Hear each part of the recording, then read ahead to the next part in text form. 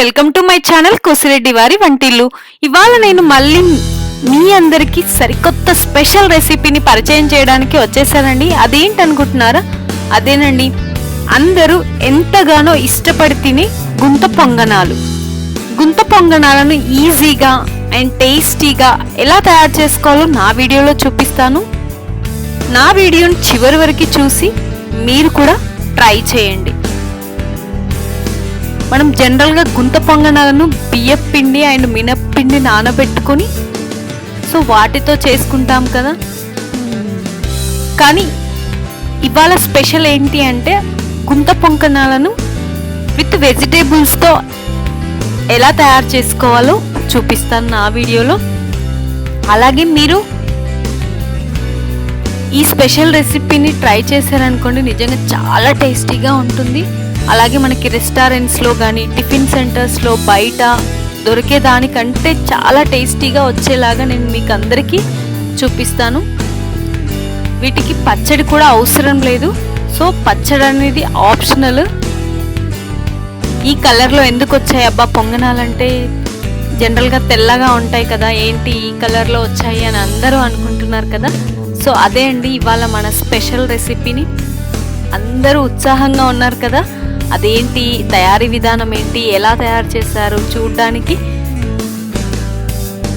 నిజంగా చాలా చాలా టేస్టీగా న్యాచురల్గా ఇంట్లోనే తయారు చేసుకోవడానికి నేను మీ అందరికీ ఒక ప్రాసెస్ చెప్తాను. ఇక ఆలస్యం చేయకుండా గుంత పొంగనాలకి కావలసిన పదార్థాలు ఏంటి, వాటి తయారీ విధానము చూసేద్దామా?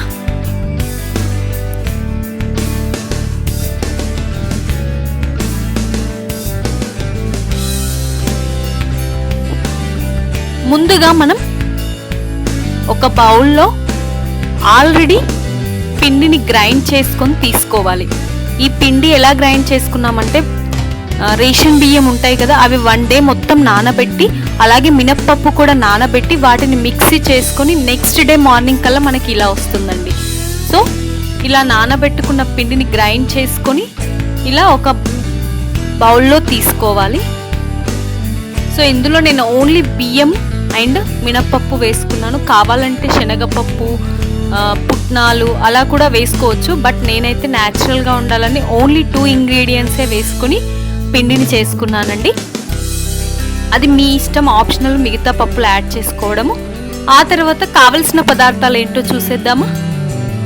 నేను వెజిటేబుల్స్ అన్నీ మిక్స్ చేస్తున్నాను ఇందులో అని చెప్పాను కదా గుంత పొంగనాల్లో వెరైటీగా స్పెషల్ అని. ఫస్ట్ బీట్రూట్, క్యారెట్, పచ్చిమిరపకాయ ముక్కలను సన్నగా తరుముకోవాలి. అలాగే ఉల్లిగడ్డను,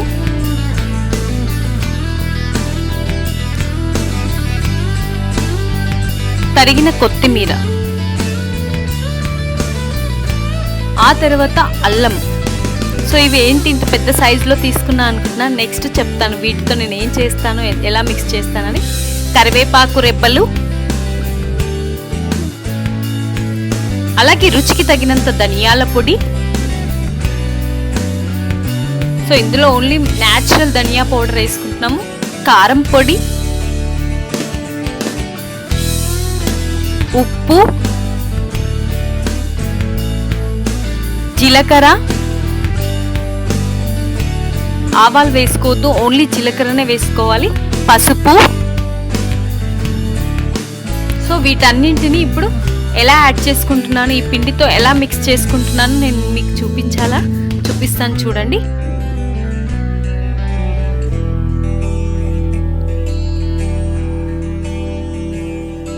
ఇవన్నిటిని మనం ఫస్ట్ ఏవైతే ముక్కలుగా తరుముకున్నాం కదా అవి అలానే వేసేస్తాము. కానీ ఏవైతే మనం ఇప్పుడు బీట్రూట్ కానీ, క్యారెట్ కానీ, ఉల్లిపాయను కానీ, అలాగే అల్లంని పెద్ద సైజులో తీసుకున్నాం. వీటిని ఏం చేయాలి అంటే, ఏదైతే పిండి మనం ముందుగా గ్రైండ్ చేసుకున్న పిండి ఉంది కదా, అందులో ఇప్పుడు మనం ఒక కొబ్బరి పీట లాంటిది తీసుకొని తురుముకోవాలి. జనరల్గా మిక్సీకి వేసి వేసుకోవచ్చు, అలాగే చిన్న చిన్న ముక్కలుగా కట్ చేసి పోపు తాలింపు వేసి వేసుకోవచ్చు. బట్ నేను ఇలా న్యాచురల్గా ఉండాలి అని చెప్పి ఇలా చేసుకుంటున్నాను. సో ఫస్ట్ ఏదైతే పిండి ఉందో అందులో ఇవన్నీ మనం ఇలా తురుముకోవాలి, సన్నగా తురుముకోవాలి. ఉల్లిపాయను తురుముకుంటున్నాను. ఆ తర్వాత క్యారెట్ని, ఉల్లిపాయను మొత్తం ఇలా తురుముకున్న తర్వాత నెక్స్ట్ క్యారెట్ని కూడా తురుముకుంటున్నాను. ఇలా తురుముకోవడం వల్ల ఏంటంటే తొందరగా ఉడుకుతాయి. ఇలా క్యారెట్ని, ఆ తర్వాత బీట్రూట్ని కూడా తురుముకుంటున్నాను. అలాగే అల్లం ముక్కను కూడా తురుముకోవాలి ఇందులో. ఆ తర్వాత ఇందులో ఇప్పుడు మనం ముందుగా తరిగి పెట్టుకున్న పచ్చిమిరపకాయ ముక్కలు, కరివేపాకు రెబ్బలు, కొత్తిమీర తరుగు, ధనియాల పౌడర్, రుచికి తగినంత ఉప్పు, కారం, జీలకర్ర వేసుకొని అలాగే పసుపు కూడా వేసుకొని ఇప్పుడు స్పూన్ తీసుకొని వీటిని మొత్తం మిక్స్ అయ్యేలాగా, బాగా పిండితో మిక్స్ అయ్యేలాగా ఇలా కలుపుకోవాలి.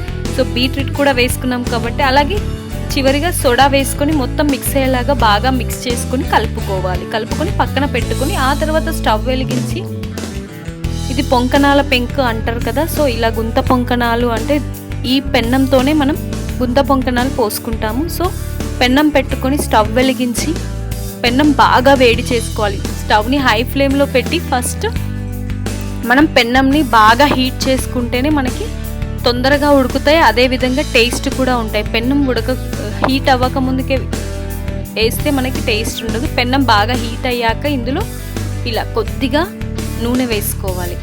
ఒక స్పూన్తో తీసుకొని చాలా తక్కువ క్వాంటిటీలో ఆయిల్ యూస్ చేసుకోవాలి ఇందులో మనకు ఆయిల్. ఆ తర్వాత ఏదైతే మనం పిండిని మొత్తం అన్నీ వేసి మిక్స్ చేసుకున్నామో వాటిని కూడా స్పూన్ తీసుకొని ఇలా ఏదైతే హోల్ ఉంది కదా ఆ హోల్లో సరిపడేంత ఇలా వేసుకోవాలి. కొద్దిగా వేసుకొని మొత్తం అన్ని గుంతల్లో ఇలా వేసుకోవాలి జాగ్రత్తగా, పక్కన సైడ్స్కి అలా పడకుండా.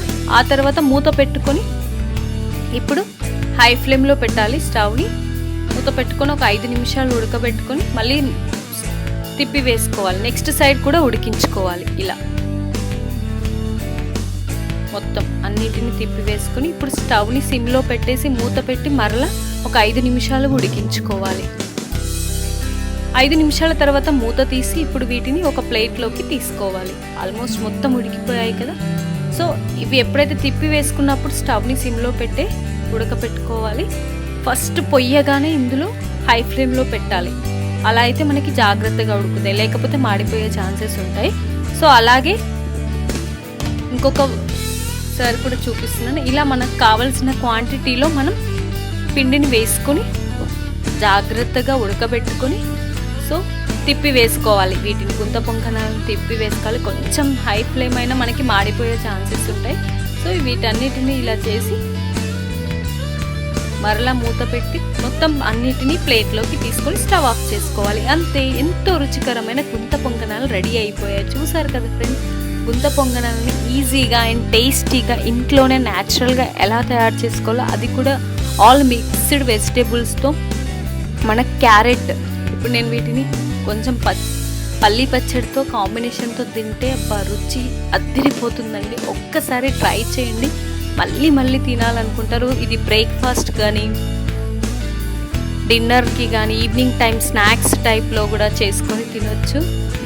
ఇందులో మనం ఆల్ ఫ్లేవర్స్ని మిక్స్ చేసుకున్నాం కాబట్టి రుచి అదిరిపోయింది. నిజంగా చెప్పాలంటే అసలు ఎంత టేస్ట్ వచ్చాయంటే ఒక్కసారి మీరు ట్రై చేయండి. ట్రై చేస్తేనే మీకు తెలుస్తుంది. ఇందులో మనం క్యారెట్ వేసుకున్నాం. క్యారెట్ కూడా హెల్త్కి చాలా మంచిది. కరివేపాకు రెబ్బలు అన్నీ పచ్చివే వేసుకున్నాము. అందులో ఆయిల్ కూడా ఎక్కువ యూజ్ చేయకుండా ఉడకబెట్టుకున్నాం కాబట్టి హెల్త్కి చాలా మంచిది. ఇలా చేసుకుని తింటే మామూలుగా ఆయిల్లో డీప్ ఫ్రై చేసుకుని అలా తినడం కంటే ఇలా పచ్చిదే తురుముకోవడం వల్ల ఏంటి అంటే మనకి తొందరగా ఉడుకుతుంది అని చెప్పేసి నేను తురుముకున్నాను. సో మనం ఆయిల్ కూడా ఎక్కువ యూజ్ చేయట్లేదు కాబట్టి బీట్రూట్ యూజ్ చేసాము. అలాగే స్పైసీగా పచ్చడి అవసరం లేదు, ఎందుకంటే కారం వేసుకున్నాము, పచ్చిమిరపకాయ ముక్కలు వేసుకున్నాము.